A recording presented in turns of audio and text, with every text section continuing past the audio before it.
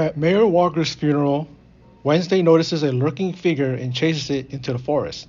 The figure is revealed to be Uncle Fester, who explains to Wednesday that the monster she has been investigating is a Hyde. Together, they retrieve a diary from the hidden library, which reveals that a Hyde must always have a master. Later, they track and follow Xavier, who they witness meeting up with Dr. Kinbot, Wednesday's therapist, in the forest. After returning from a date with Tyler, Wednesday finds her dorm room vandalized, the diary stolen, and Thing gravely injured. Research into Laurel Gates reveals that she is both alive and the master of the Hyde. Wednesday initially suspects Dr. Kinbot, but she is killed by the Hyde. Police arrive to arrest Xavier, who Wednesday believes to be the creature. Wednesday meets with Tyler and kisses him, but suddenly has a vision of him being the Hyde and runs off. Thanks for stopping by the Search T channel. I am Search T, and that is the synopsis for episode 7 of Wednesday season 1. This one is entitled If You Don't Woe Me By Now. And who do we know in this episode is the real monster, or what we find out to be Hyde. We think it's Xavier. At least that's what Wednesday came to the realization. She felt really strongly that it was.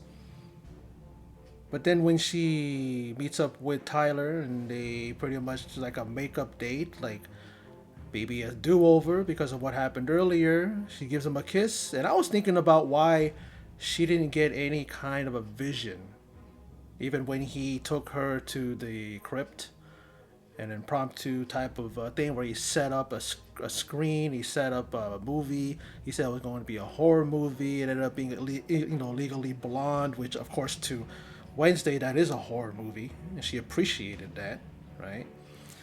So I thought when he had her close her eyes and he took her in there and she didn't get a vision, but she got a vision when she gave him a kiss toward the end.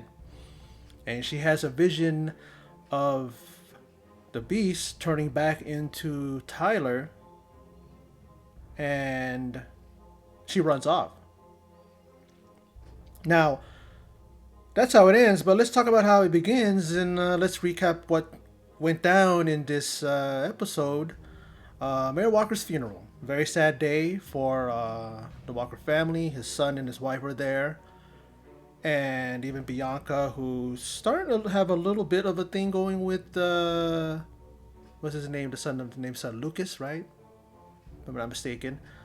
And she's really sad, and they kind of lock eyes, and he kind of nods to her as if to say, thanks for being here, something like that, I guess. And then she sees some mysterious looking figure, all in dark clothes with a hat, kind of wandering in the walking over there or lurking in the shadows there or in the background. And then Wednesday runs after him, and she draws her sword. She actually pulls it out of her umbrella, kind of smooth, maybe drawing on that little bit of fencing that she was learning. Remember when she was going head to head with Bianca, which was a cool scene. And we see that it's Fester, Uncle Fester. About time. I knew that, and I read that he was going to make his appearance here, his debut in episode 7. And it was a really, really good performance. I mean, before I go on, I want to really just give kudos to the gentleman that played him. Let me look up his name. Fred Armisen. And I saw like a thumbnail that said that he was forced to shave his head. I mean, I don't know what that means. Was he held against his will and they shaved his head, military style? I had nightmares about that one. After I went through boot camp myself. Just kidding. But so I don't know what that meant. But yeah, if you're gonna be Uncle Fester, yeah, you gotta shave your head, right? You gotta look the part. And what I like about him is that he reminded me of Jackie Coogan's version from the Addams Family. But I can tell that he didn't try to. Maybe he did try to channel him. Maybe he tried, but I like his approach because it didn't look like he was trying to be that way. He just channeled it. He just was able to bring it out. I like that version that Jackie Coogan did because he was so like he's so approachable, like an uncle, like a favorite uncle. He was very, very charming. He was very just full of just energy and so excitable. You know how close he is with Wednesday and even Pugsley, even though he said that she's his favorite, but then she's like, don't tell Pugsley that because it'll give him a complex. But she kind of smiled, almost as if to say, tell him so that he'll have a complex. You know how she is. Even though she loves Pugsley, she'll go to his when she was getting bullied. Remember what she did? She'll come to his aid. She'll protect him because she's the only one that can torture him and not nobody else. She's the only one that can bully him. Like she said something like that to that extent in was that episode 1, right? But I really liked his performance. I think he was really, really good. A lot of fun to watch. He had a lot of energy, and he really, you could tell that he had a lot of fun playing this role. I mean, looks can be deceiving. Maybe he didn't like playing the role, but it looked like that for me. And anytime you can bring out a smile from Wednesday, that's especially Jenna Ortega playing, Wednesday, and once in a while she'll smile. I love her smile. She's a beautiful, beautiful girl, and Wednesday, of course, she's not going to smile that often, right? But this is the one time that it wasn't something wicked or something evil or something gory or something that made her smile. She actually smiled because you can see that she has a close relationship with Uncle Fester. And in this this episode, he kind of let her know what it was when he said that he heard about murder and mayhem and killings and all murders and all that stuff. Like I said, and they're in Eugene's little bee house there, and he was trying to have a snack. He even said, "Wow, you keep snacks here. I like it." And she's like, "Don't touch it," like as if because she's saying that's Eugene's own. Even when she left to have him stay there, she comes right back in. Don't touch him. Don't touch leave him alone. Leave the bees alone. And so he ends up telling her because she gives him a picture. And he looks at it, and right away he knows it's a hide. He said, "That's a hide." And she's like, "You know what these are? You've seen one before?" And he goes, "Yeah." He even talks about one he's seen before, and she was somebody that he met or knew, but didn't really know. Only knew him from the group therapy sessions. And might I add, I like how when they met, and how he caught the fence like the sword like this, the fencing sword, and he has like electric, you know, bolts come. What do you call that? Electricity coming out of his hands and his fingers. Which we see him use a bunch of times, but mainly the time I'll talk about it is that when I guess the monster felt or the master of the monster, because we find out that the hide needs a master to control it. First, he thinks it's Dr. Kinbot, but then we know that it's not Dr. Kinbot who it is. Is it Laurel Gates? Most likely. I mean, there's really, really starting to really let us know that she is alive. I mean, research into the whole thing, they find out that she is alive. And I already found out who it is, who it's revealed to be, but I'll talk about that in episode 8. But, the last episode, but, you know, so, so you have to have a master. Thinking that it's Dr. Kinbot, she gets killed by the Hyde. So she didn't order the Hyde to kill her. So that apparently, so definitely, she's not the master, the one that you know makes the Hyde do whatever this person wants it to do its will. Whatever it wills, you do it. The monster does it. And the one thing about this episode, we see Tyler kind of get up the nerve to pretty much say that he wants to be more than friends. And at first, she's of course hesitant.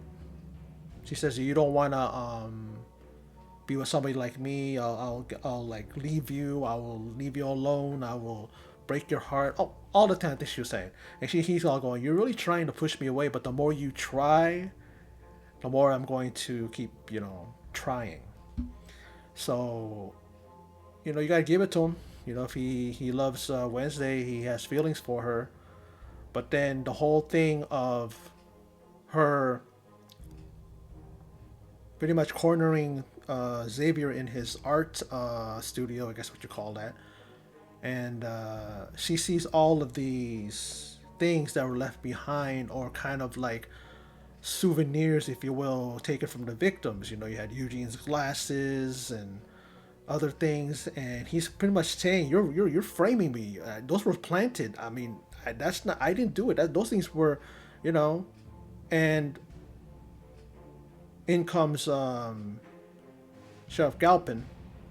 They arrest him, and he says to her, "I wish that I let Rowan. I should have let Rowan kill you." When he pushed her out of the way because Rowan pushed that gargoyle statue, and almost took her out. Pretty much almost killed Wednesday. And it really, really just lets you know that Tyler is definitely the monster, unless her visions do come true. So, but it's kind of funny because she kind of had a vision of something that already happened. Usually, when she has a vision, if I'm not mistaken, the ones that I've seen, that we've all seen, is that every time she has a vision, it's about something that's going to happen. Now, maybe there was some visions that happened in the past. I mean, she does see, of course, yeah, of course, with the whole thing with Goody Adams, she sees the past, right? So I guess there's that. But the one thing that's really sad about it is that she kind of showed her love. She kind of gave in to her feelings for Tyler, but then she gives him a kiss, and then there's a vision, and it's not a vision that she wants to see.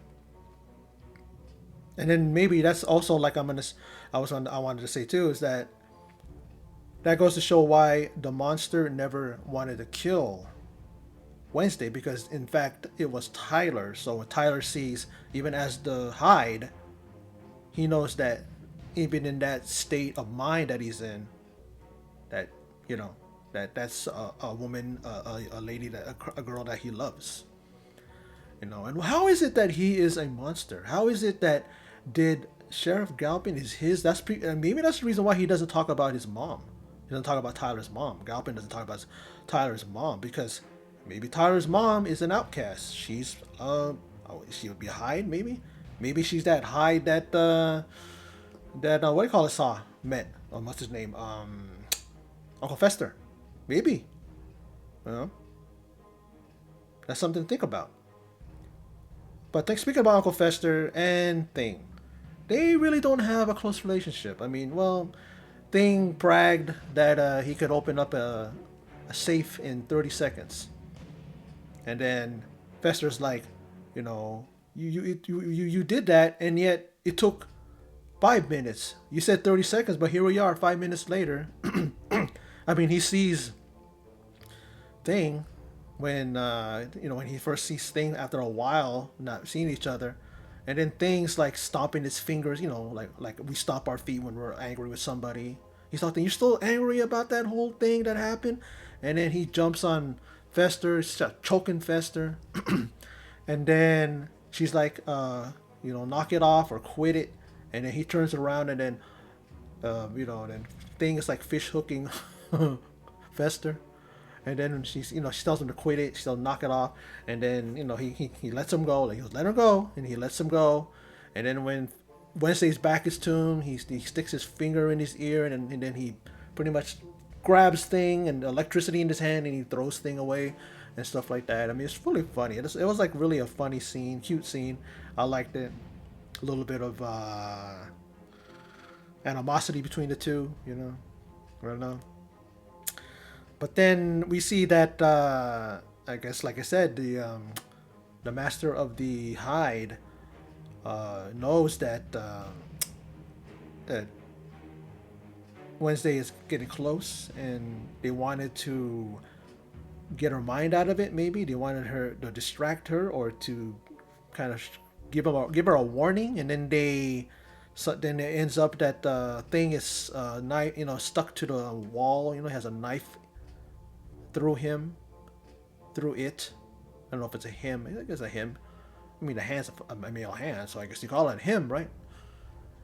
And then Fester uses his electricity, his powers to try to resuscitate, you know, Thing, and Thing doesn't respond. And then she's like, "If you don't come back to life, I'm gonna kill you. If you die, I'm gonna kill you." And I guess that's a little bit of motivation that Thing needed, because then she's like, do it again," and he's trying to resuscitate him with his electricity, giving him CPR in a way, or what do you want to call those things, like that.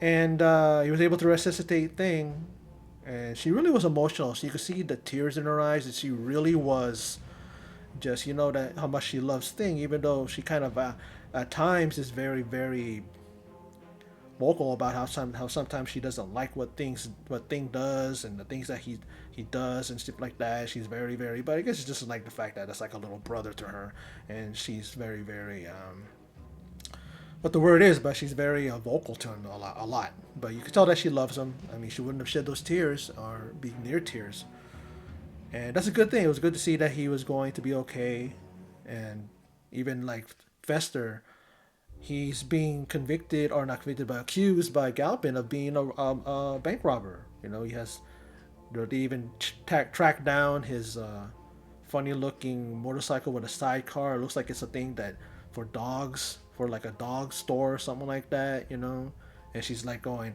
"Can you be less conspicuous?" And he's like, "Oh, it's I like it, like that." And then I like the fact that Enid and Wednesday made up. I mean, she was with Yoko. She wanted to be roommates with Yoko, but she said pretty much, "I'm back here because I heard that the apartment got got ransacked, got destroyed, and then Thing almost died. So you guys need me more than you know, or you guys definitely need me to watch and look after you both." Which is true. She's somebody who she even admitted that, yeah, I got my I admit I got my faults. I admit I got my things that happen like this, like that. She admitted, and that's a big thing about her, a big thing of her to do, to understand, because they're very very good friends. Wednesday doesn't want to admit it because she doesn't feel she needs friends, but sometimes you do. Especially someone like Enid. I mean, she's a good friend to have. She's someone who's loyal and someone who won't let you down and won't leave you behind. Even though they had a tiff there and a little argument that caused them to separate, but she's back and they're friends again. Good thing. But yeah, this episode was really a lot of fun. I liked the Uncle Fester character. I think the actor does a really good job. He's just having fun with this character, and that's what I like about it. And like I said, it reminds me of Jackie Coogan from the original '60s series. I like this version. Like I said before, I liked um, Christopher Lloyd, but you can tell that he had a different approach to it. He had a lot of fun with it too, and he was very goofy too, and he was very high energy, stuff like that. And I like how he interacted with Raul Julia's Gomez Adams. I really like the scenes that they have with each other in the movies. It's really cool, really fun. But yeah, I mean, that's pretty much all I can talk about. Things that came to my mind. Hopefully, I didn't forget anything. But like I said, I enjoyed this episode and really cannot wait for the season finale. And I'm happy that there's going to be a second season. So let's see how this ends, and let's see how what's going to be taking place in season two whenever it comes around on Netflix. But anyways, that's my video. So for those of you who stopped by and checked it out, I appreciate it. Thank you for your support. I appreciate it. And in closing, as always, take care.